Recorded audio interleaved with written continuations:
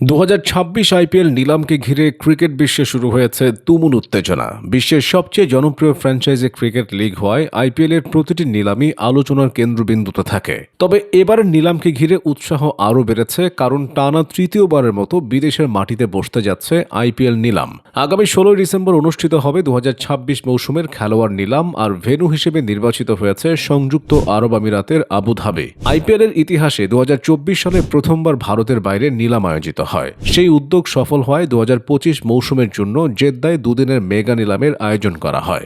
এবার 2026 নিলামটি যদিও মিনি নিলাম, তবুও তা হবে একদিনের, কিন্তু একদিন হলেও এর উত্তেজনায় কোনো ঘাটতি থাকবে না। ফ্র্যাঞ্চাইজিগুলোর স্কোয়াড রিটেনশন, দলবদল এবং নিলাম পুল নিয়ে আলোচনায় বলে দেয় এবারও আইপিএল নিলাম নাটকীয়তায় ভরা থাকবে। প্রতি বছর নিলামের আগে দলগুলোকে সবচেয়ে কঠিন সিদ্ধান্ত নিতে হয় কারা থাকবে আর কারা বাদ পড়বে।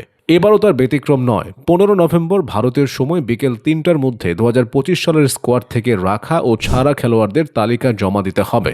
এরপর আইপিএল কর্তৃপক্ষ নিবন্ধিত ক্রিকেটারদের প্রাথমিক তালিকা পাঠাবে, যেখান থেকে ফ্র্যাঞ্চাইজিগুলো নিজেদের ছোট তালিকা তৈরি করবে। পরবর্তীতে এই বড় তালিকা ছেটে তৈরি হয় চূড়ান্ত নিলাম পুল, যেখানে দেশি বিদেশি মিলিয়ে সব ধরনের খেলোয়াড়ই অন্তর্ভুক্ত থাকেন। এই পুলই নিলামের মূল আকর্ষণ।